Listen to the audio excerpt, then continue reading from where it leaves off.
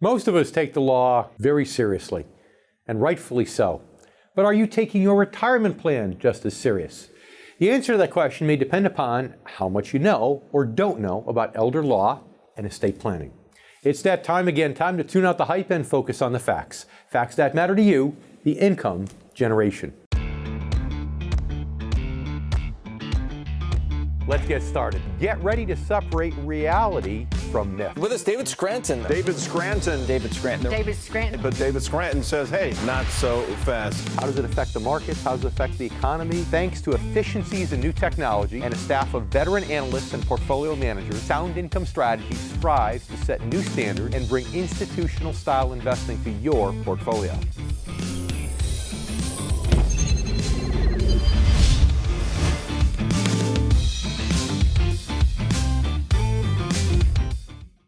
We often touch upon legal issues right here on the show when covering topics such as taxes and Social Security. Today we're going to do a deeper dive into legal matters related to a retirement by taking a close look at elder law with a particular focus on estate planning. Now understand that I'm not an attorney and would under no circumstances give legal advice. However, it's important for advisors like me, who are fiduciaries, to have a solid understanding of certain legal issues when working with our clients. And what's more, financial advisors often work in conjunction with attorneys who specialize in elder law, and specifically in estate planning, to ensure that your financial strategy is secure from both a financial as well as a legal standpoint. The more you know about elder law and estate planning, the better your odds of creating the right plan to achieve your retirement goals. So we're going to bring you up to speed right here on today's show. And joining me today will be Bunni Dybnis, the founder of Aging Life Matters. She has more than 3 decades of experience providing services related to aging, long-term care, as well as other life transitions. Along with Michael Stewart, the founder of Crystal Lake Tax and Financial, just outside of Chicago, Illinois. But first, let's start with a broad overview of elder law. Elder law, as the name implies, is the area of legal practice specializing in issues that affect the aging population. It's actually a relatively new area of specialization that emerged from an issue that I discuss frequently here on the show, and that is increased life expectancies, and the fact that most Americans today must plan for up to 30 years or more of retirement. Increased longevity rates also mean that some baby boomers now find themselves working with elder law attorneys on behalf of aging parents. In many ways, elder law attorneys are specialists due to their focus on the needs of older adults, which are often different and more complex than the needs of younger adults.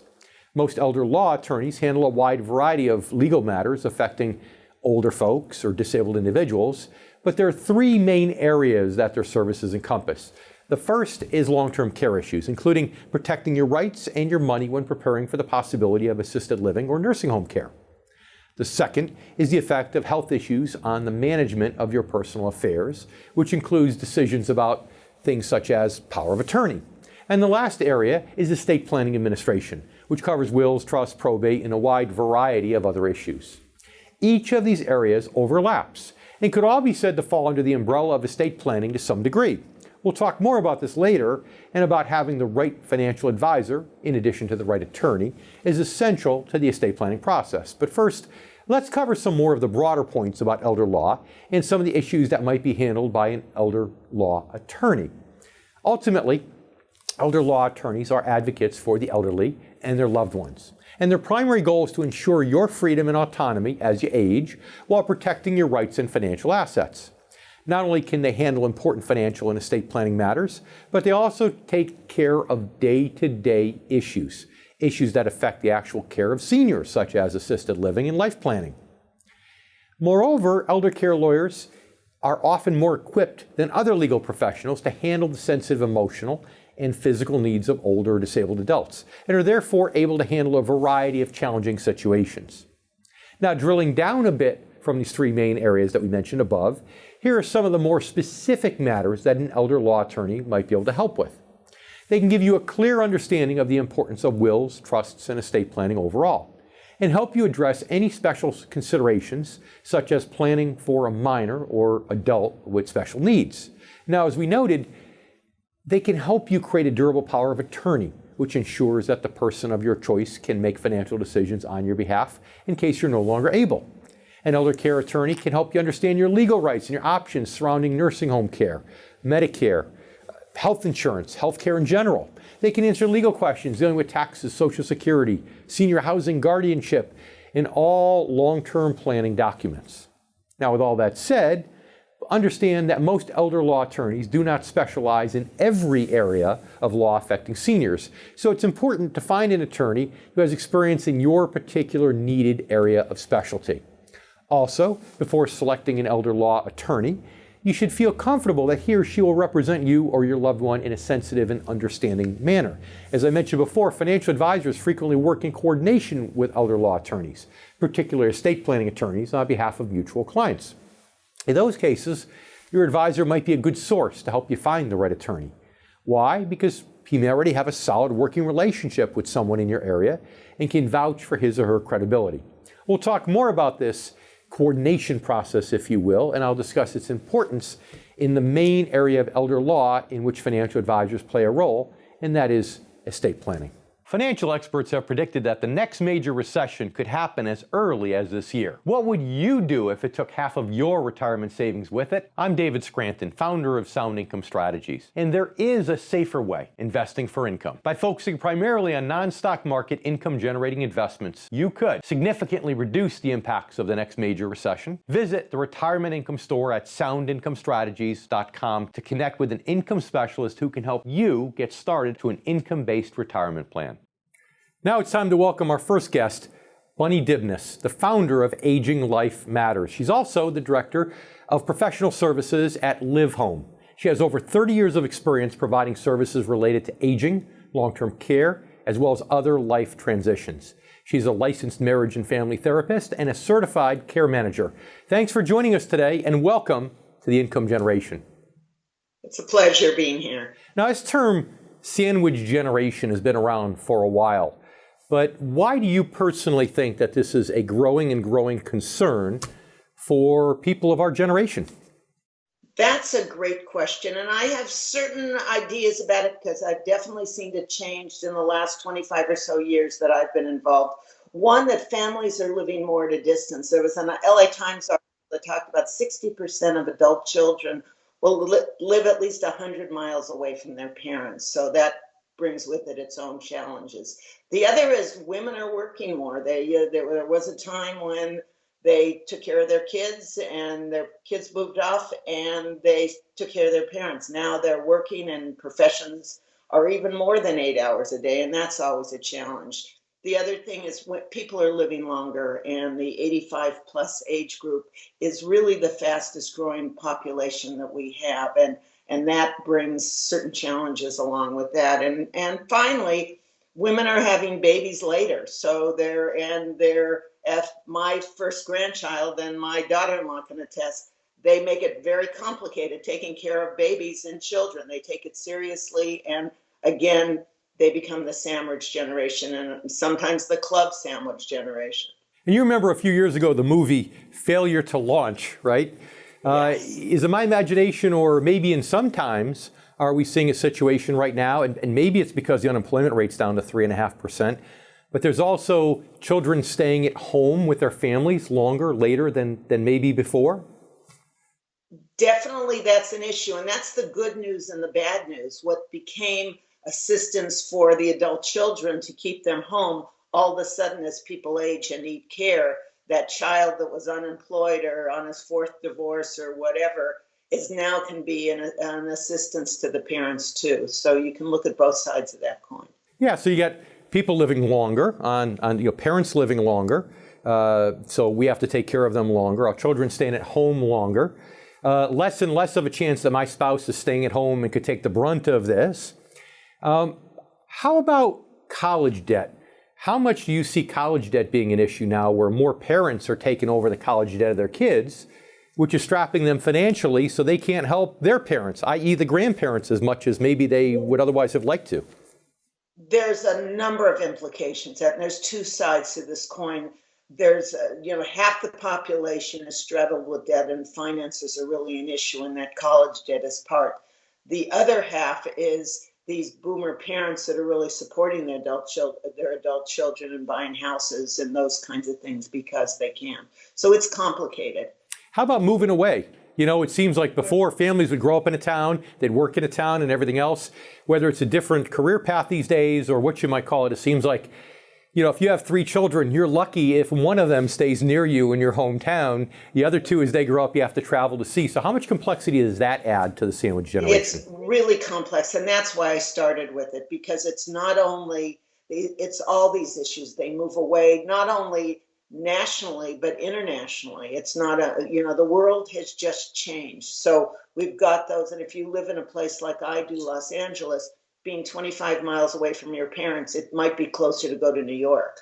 So lots of issues involved in proximity. And even if you're not taking care of your children, because you had children younger, as you mentioned, you might have grandchildren. You might want to go see your grandchildren, and now you really can't because you're taking care of your mom and dad right in your home. So even then, it's not the sandwich generation. I guess we'd call that the triple-decker generation problem right there. So that's right. And by the way, and we need to leave it right here for a minute for a commercial break. We'll be right back in a minute, though, Bunny. So please stay with us, and you stay with us too. We'll be right back here in a moment, right here on the Income Generation. We'll be right back.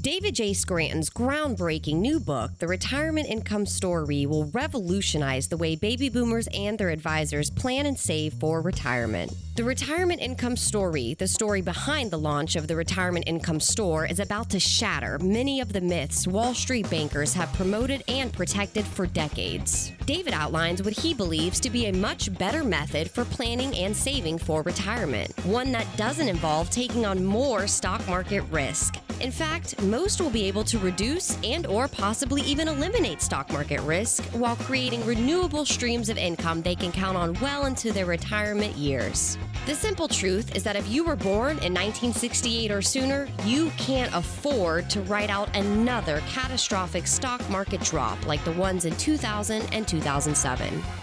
Read The Retirement Income Story and revolutionize the way you plan and save for retirement. The road to retirement is filled with twists and turns, and life's unexpected detours could easily throw you off course.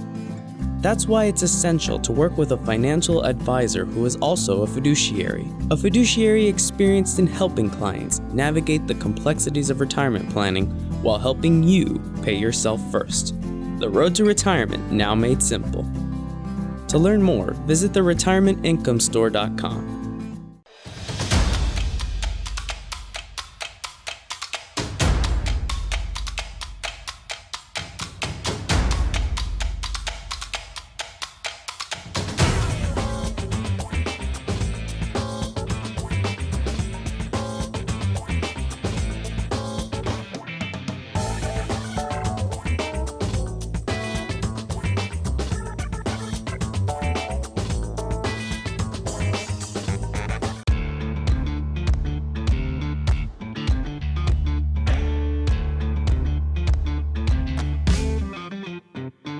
Let's talk more about estate planning. It's one of the main areas of elder law in which the efforts of your attorney and your financial advisor should be aligned. Therefore, a good financial advisor should have a solid understanding of estate planning laws and be able to answer many of the same questions as your attorney.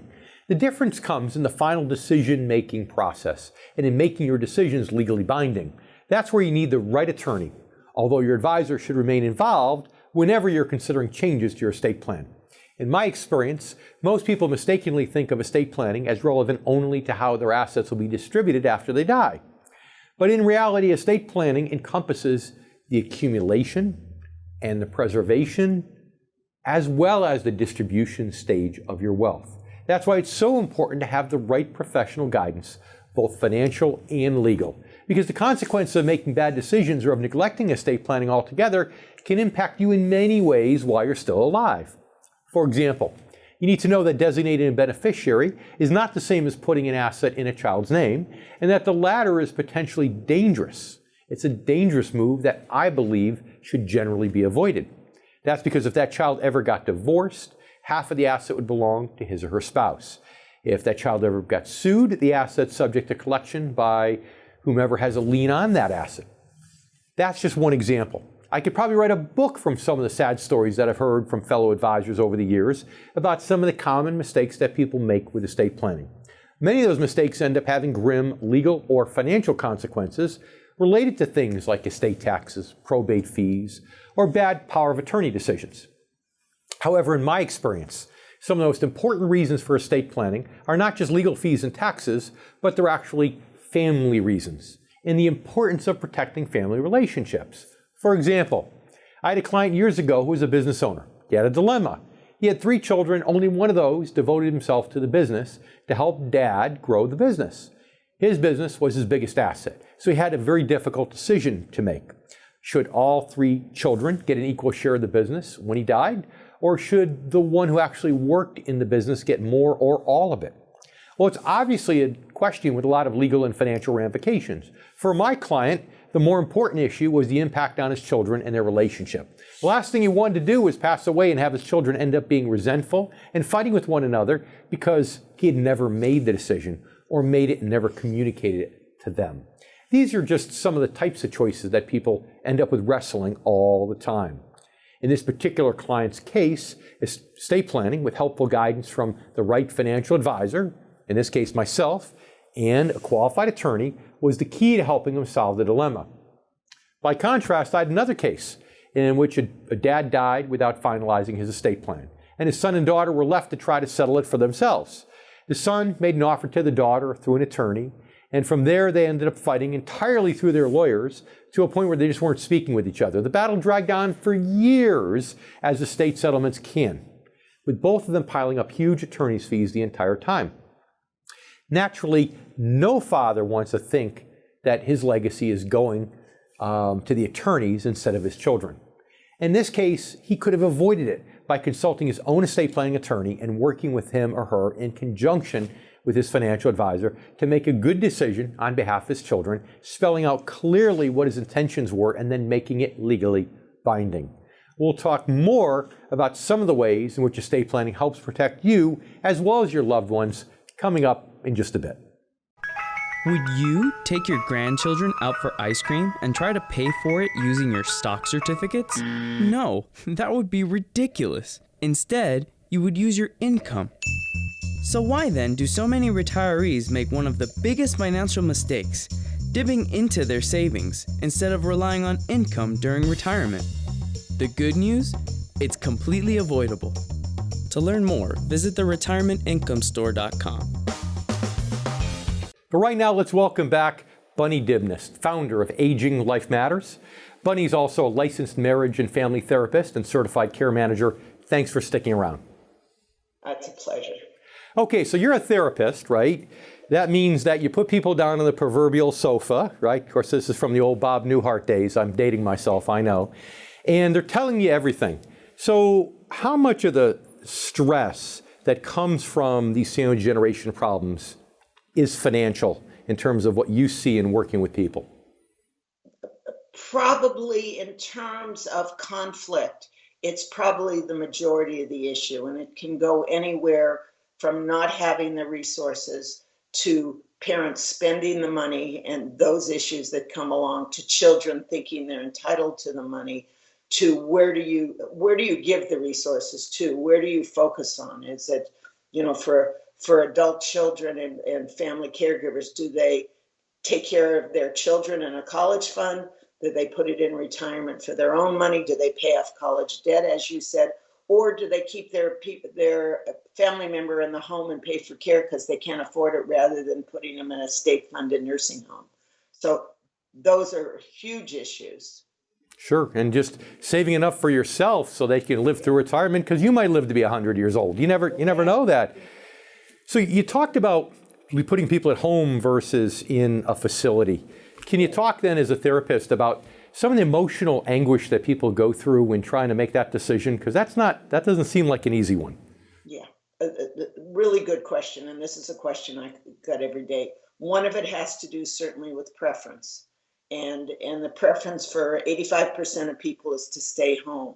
And then we have to look at the realistic expectation and what home means. So we look at, are they able, what it's going to take to keep them home, what kind of informal supports they have. Some people have kids around or friends or churches that can help with care, or do they have financial ability to stay home? And the finances are, again, a big part of that. Some people will get reverse mortgages to take care of that. Others, and particularly for children, don't want to touch their inheritance with that. So we've got all kinds of issues of being home. Sometimes it's a spouse, and by keeping somebody home, especially with advanced dementia, where it's a balance that they may realistically want to stay home, but the behavior, the expense of it, the emotional toll, it doesn't make sense. So there's a whole hour and a half on this that I could talk about the difference. And some people, they move to be near kids. The socialization of moving into a senior facility is terrific. So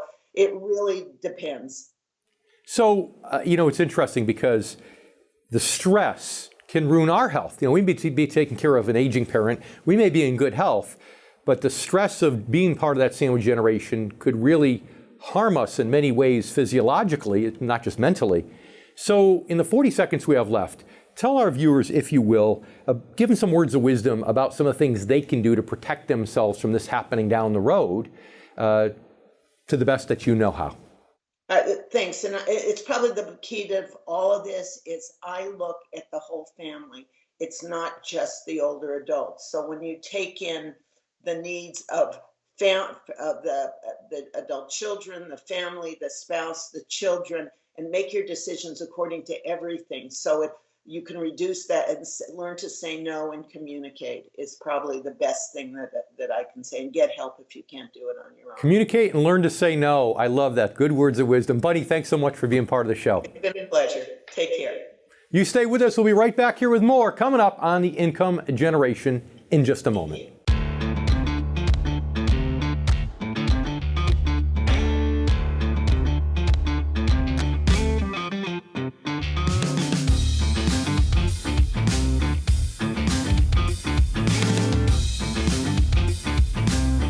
After a certain age, you shouldn't be overexposed to stock market risk. Yet, you might still be trying to squeeze every last drop out of today's market.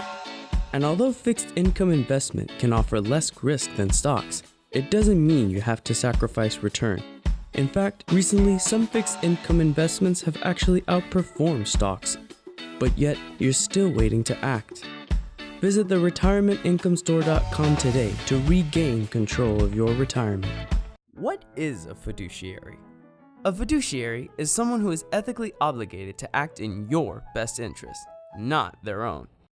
Many financial advisors are also fiduciaries, but not all of them. That's what makes our local income specialists at the Retirement Income Store so different. They are morally bound to work in your best interest. They'll help you plan and invest your money so that you can enjoy your retirement to the fullest.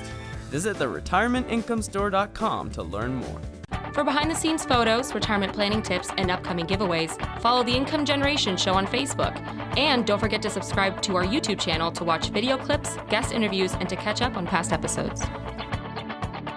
Purple rain, purple rain. Purple rain, purple rain. Well, believe it or not, it's been over 3 years since rock star Prince died unexpectedly at age 57. Now, what you may not know is that 3 years later, his estate, believed to be worth hundreds of millions of dollars, is still not settled, still not officially valued, and still not dispersed to Prince's heirs, his 6 siblings. Instead, hordes of lawyers have been working on it all this time, racking up bills, arguing with each other, arguing with heirs, and arguing with consultants hired to advise on various estate matters. Obviously, this story illustrates the kind of emotional trauma that a family can suffer when estate planning is ignored or poorly handled. However, it also gets into some of the more tangible reasons why estate planning is so incredibly important, and that is to avoid unnecessary legal costs and processes. When you die without a will, invariably the court system gets involved in settling your affairs. Alternatively, when your wishes are spelled out, there are going to be fewer legal costs and entanglements because now the courts don't have to decide what to do. It's important to understand that there are different ways to spell out your wishes, and it all depends on your individual situation. For many people, the right choice is simply a will, a legally enforceable document stating how you want your affairs handled and how you want your assets distributed after you die. For others, the better option might be a living trust, in which you name a trustee to continue to protect your beneficiary's interest, typically after you're gone. The primary reason for having a trust is essentially that you want to manage your assets from the grave. For example, if you have a beneficiary you feel could be irresponsible with a lump sum inheritance, your trust would ensure that the money is instead given out at certain times, under certain circumstances, or for certain needs. Another reason you might want a living trust is you don't want your assets to be public knowledge. Trust is also generally harder to contest than a will, and the distribution of assets is typically quicker. Now, while a will or trust forms the foundation of an estate plan, they certainly aren't the only components it should include. Just as important are documents outlining your wishes and directives while you're still alive, which protect you both legally and financially in the event that you're no longer capable of making your own decisions due to health issues. Now, these, of course, will include things like durable powers of attorney, as well as your advanced healthcare directives. The durable power of attorney is especially important because it stipulates who has the authority to make decisions on your behalf if you become incapacitated. There are different options for this decision, including immediate powers of attorney, which means that you're giving somebody else the right to sign off, make financial decisions for you right away. But the more common choice is called springing power of attorney, which doesn't become viable until your doctor signs off and says that you're no longer able to make these financial decisions. An advanced healthcare directive, which spells out your wishes under various circumstances, is just as important. Like the durable power of attorney, it gives a specific person the power to make healthcare decisions on your behalf. You might want to have one of your children be your durable power of attorney for financial matters, but maybe a different child might be better suited to handle the advanced directives because you know that he or she is more emotionally suited for it. Making these decisions is incredibly important. There are many stories, like the one about the son who went to the hospital with his father on life support and said, "My dad wouldn't want to go like this. He would want you to pull the plug." Only to have the doctor say, "Sorry, but I can't do it." However, if the son were able to pull out the healthcare directive stipulating his father's wishes in writing, and showing that, of course, the son had authority to make the decision, the doctor would have to comply. It's all about protecting you and your loved ones legally, financially, and most important, emotionally.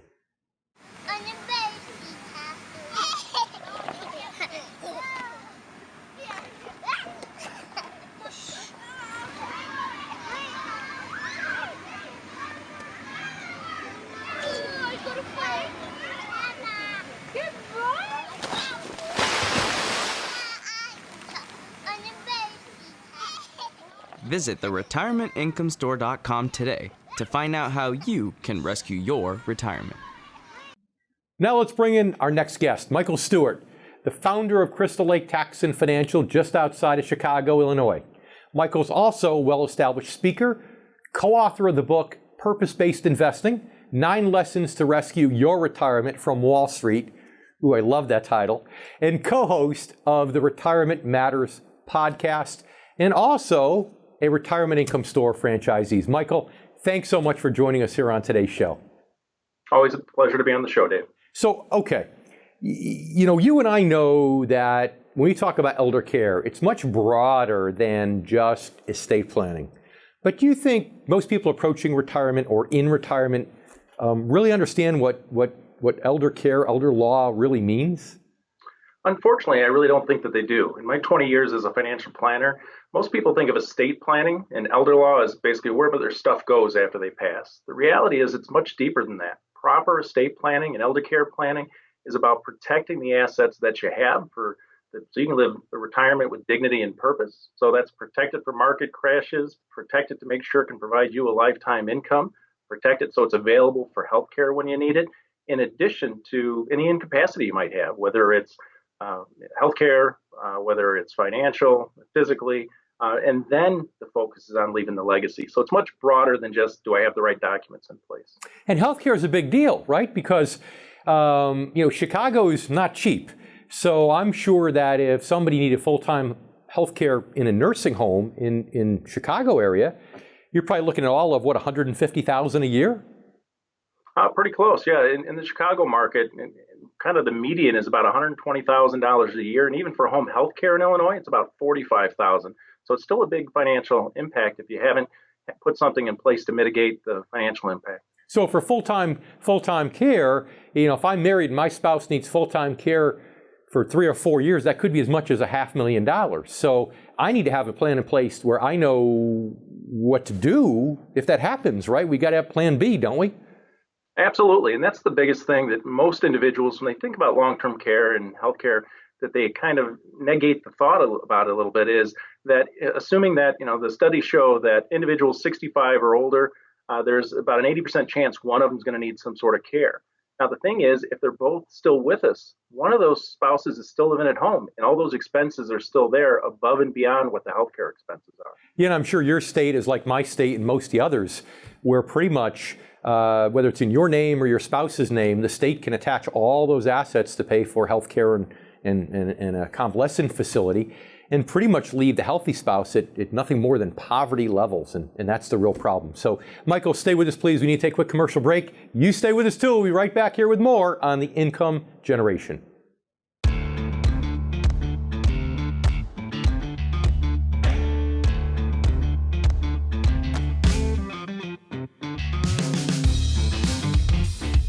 After a certain age, you shouldn't be overexposed to stock market risk. Yet, you might still be trying to squeeze every last drop out of today's market. And although fixed income investment can offer less risk than stocks, it doesn't mean you have to sacrifice return. In fact, recently some fixed income investments have actually outperformed stocks, but yet you're still waiting to act. Visit theretirementincomeStore.com today to regain control of your retirement.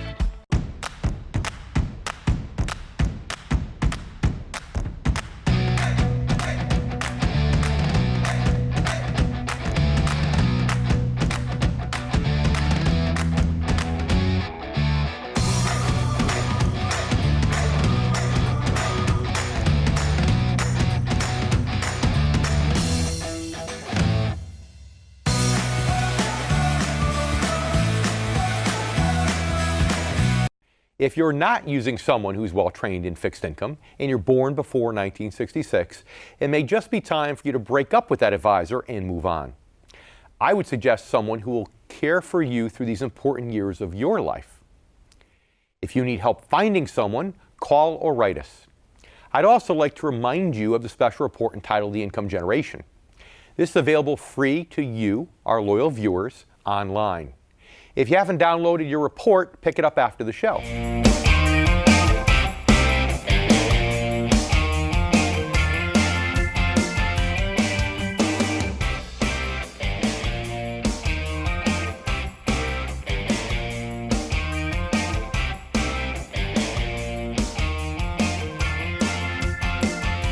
If you're near or in retirement, head over to theincomegeneration.com and download your special report written specifically for the needs of the income generation, again, those born before 1966.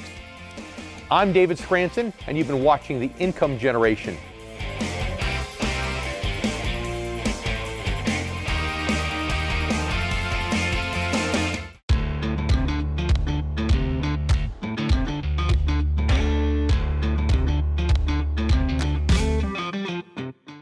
An important point to keep in mind about today's topic is that elder doesn't necessarily mean older. In other words, while elder law focuses on addressing the legal needs and issues of, quote, older individuals, that doesn't mean you need to or should wait until you're in a wheelchair before consulting an elder law attorney. In other words, the time to start thinking about and discussing estate planning issues is the same time you're putting together a financial plan to meet your retirement goals. And that is at least 10 years outside of retirement. Remember, Prince was only 57 years old when he died, and I know it's a little strange to even think about a rock star in relation to elder law, but he should have worked with an attorney and advisor to put an estate plan in place at least a couple years earlier, at least in his early 50s. Doing so would have prevented a legal nightmare that has dragged on for the last 3 years, no doubt taking a toll on his family and still leaving his estate unsettled. Here's the simple point. While it's never too late to start taking steps to protect your assets and your loved ones financially, legally, and emotionally, it's also never too early. And that's certainly true if you're at the tail end of the baby boomer generation and you're in your mid-50s. Even if you're only considering retiring within 10 years or so, Finding a financial advisor qualified to help you meet your retirement goals and your income needs is a great first step toward protecting your assets legally. And then, with a referral and the help of a qualified estate planning attorney. Income-based advisors and elder law attorneys also have a similar focus on protection, protecting you and your assets from the many dangers and challenges unique to retirement. Here's the bottom line. Don't wait. You may not consider yourself old yet. None of us really do. And you may never, and hopefully not. That's great. But successfully preparing for the challenges of aging means starting now. Investing for income? The idea has grown in popularity over the last several years due to today's volatile stock market. But if you're at or near retirement age, it's no longer just how much you've saved. It's about maximizing and protecting your life savings while minimizing your risk from market ups and downs. David J. Scranton's new book, The Retirement Income Story, is here to help baby boomers face the challenges of investing in this age of economic uncertainty. Visit theretirementincomstory.com to learn more. And welcome back, our good friend Michael Stewart, founder of Crystal Lake Tax and Financial, just outside of Chicago, Illinois. Michael is also a retirement income store franchisee. So Michael, thanks for sticking around. You know, we talked about the broader topics when it comes to this topic called elder care, but now let's dive into estate planning, which, as you heard, is what the majority of the show is about. What are some of the most common misconceptions about estate planning that you see talking to members of the income generation day in and day out? Yeah, in my practice, two in particular that we come across. One is many individuals think all I need is a will. If I've got a will, then that'll take care of everything. The reason that's a misconception is a will is just an invitation to probate. It's basically going to just make sure that you and your assets make it to the court system. You know, what the things you have to think about are you need power of attorneys. So advanced healthcare directives, living wills, power of attorney for healthcare, financial power of attorney. Primarily, in case you're incapacitated, even temporarily, who can make healthcare and financial decisions for you? What about the value of your home? Who's the beneficiary on your home? What happens to, in the event something were to happen to you, what happens to your assets as far as do you have the beneficiaries in place? The second thing, I would say another misconception, and we see it because attorneys are really good at drafting the documents, but they don't really understand the tax code or how a lot of the investments work, is naming the trust as your beneficiary of some of your retirement accounts without having the proper language in the trust that it can actually inherit those to make sure they remain tax deferred. Very true. The first thing you mentioned is so true. Most people think, yeah, I have a will. I don't have to worry about probate. A will just ensures that you're going to go through probate, which isn't the worst thing in the world, but it takes time and it costs money. So we have about a minute left in this segment. Can you share with our income generation members some real life stories that you've seen in your practice of people who sadly neglected estate planning, and to give them some examples of what could go wrong if you neglect it? Absolutely. I'll give you two that we give in our estate planning workshop all the time. The first one is I say, you know, don't name your beneficiaries, do right by. And everybody laughs and they say, what does that mean? And the example that I come from my tax practice is we had an individual come in, the mother had a $500,000, $500,000 IRA and named her daughter as the beneficiary, even though there were 5 brothers and sisters.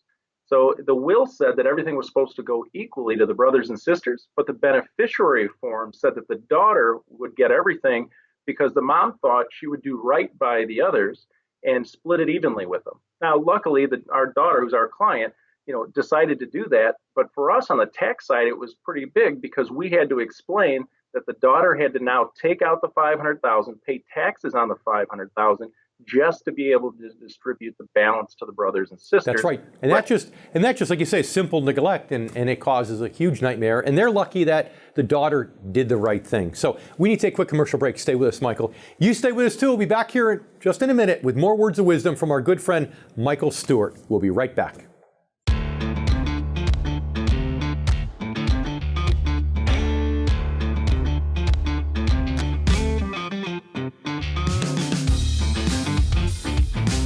For behind-the-scenes photos, retirement planning tips, and upcoming giveaways, follow the Income Generation Show on Facebook. And don't forget to subscribe to our YouTube channel to watch video clips, guest interviews, and to catch up on past episodes.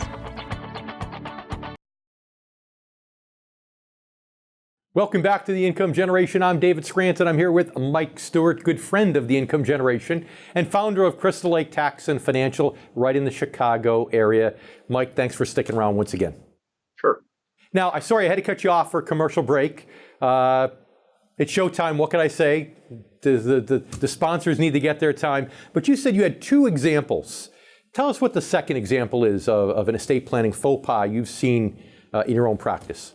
Yeah, the second one I was going to give an example of is we had a client, her and her husband got divorced. Unfortunately, there was an affair involved. The good news is that he wound up marrying the lady that he had an affair with. But what happened in our practice that we saw was when he passed, he neglected to change the beneficiary on his old life insurance policy to his new spouse. So his prior spouse, the one that he had divorced, actually inherited the life insurance benefit. And because of the way everything came down, of course, she didn't give any of that back. See, you're being Skyped in. You can't see the audience. I can actually see all of our viewers on my camera. It's a special feature we have here at the Income Generation. And I just saw every divorcee that's part of the Income Generation all cringing when you told that story all at the same time. So a lot of people go right to the attorney first when they want to talk about estate planning. I tend to believe that a good retirement planning specialist is often a good first step for figuring out your goals without the attorney necessarily flipping the timer at $300-400 an hour. Do you agree with that? Absolutely. And I think if you have a good financial advisor, a good fiduciary, what they're going to do is kind of paint that roadmap of kind of looking at your overall financial life. So the investments, the taxes, and the estate planning to provide you some direction. So when you actually sit down with that estate planning attorney, like you said, the register's not running right at the beginning. They have a very good idea going in, knowing exactly what they need. Or at least our register might not be quite as big as the attorney's register, so at least it becomes more affordable, right? Okay, we have 1 minute left. Let's get off the estate planning for a minute. No. Estate planning is defined as the accumulation, the preservation, and the ultimate distribution of assets. Not just distribution at death, distribution when you're in the income phase of retirement. So 50 seconds left. Tell our viewers the most important thing that they need to know when it comes to investing for income and making that all-important transition. The key thing about investing for income, and when our clients embrace it, they basically have less sleepless nights. And the main reason why is if you have sustainable, predictable income, and we've written about it in our newsletters and we talk about it in our workshops, it gives you permission to spend. You're no longer worried about how the bills are going to get paid next month, next year, or the year thereafter. The benefit of that is now you're not on the roller coaster of the market with all your money hoping that it goes up, so you can peel off a little bit of income. And when you get that and you understand that, the rest of your life and your retirement is going to be lived with purpose and allow you to do the things and have access to the resources that you really need. Michael, thanks so much for joining us again on the show. Happy to be a resource, Dave. Thanks for having me. And you stay with us. We'll be right back here with more on the Income Generation coming up in just a moment.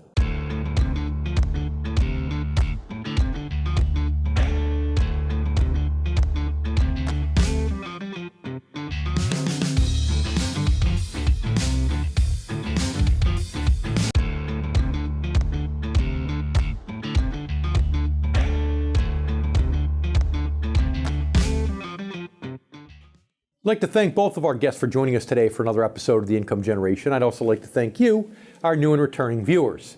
If you already have a good understanding of elder law and how it can help you, or you've already begun the process of estate planning with the right financial advisor and estate planning attorney, great. If not, let's recap some of the key points from today's show. First, attorneys who specialize in elder law deal with a wide range of issues, but much of their knowledge can be said to fall under the broad umbrella of estate planning. Second, the efforts of your financial advisor and estate planning attorney overlap and intersect to varying degrees. So it's important to know that those two efforts are aligned. They're communicating with each other. In some cases, your advisor may be the ideal source to recommend an estate planning attorney. That's because estate planning encompasses not only the distribution of assets after your death, but also the accumulation and preservation stages of your wealth as well, which is the next important point to keep in mind. And fourth, understand that all the various components of an estate plan, which includes wills, trusts, power of attorney, healthcare directives, are intended to protect you and your loved ones legally, financially, and emotionally. That last category is perhaps the most important reason for estate planning, to protect your family from additional grief and pain during a time that's already quite difficult. And finally, remember that the time to start taking advantage of elder law and beginning the estate planning process is not once you're already elderly, but as soon as possible once you're in or nearing retirement. That starts with discussing the subject with the right financial advisor, ideally one who specializes in financial strategies geared toward asset protection and retirement income. Thanks for watching. If you're close to retirement, you really want to know how to protect and maximize your money, it's essential that you stay informed and up to date. And as you know, right here is where you can do it on The Income Generation. I'm David Scranton, and we'll see you next week.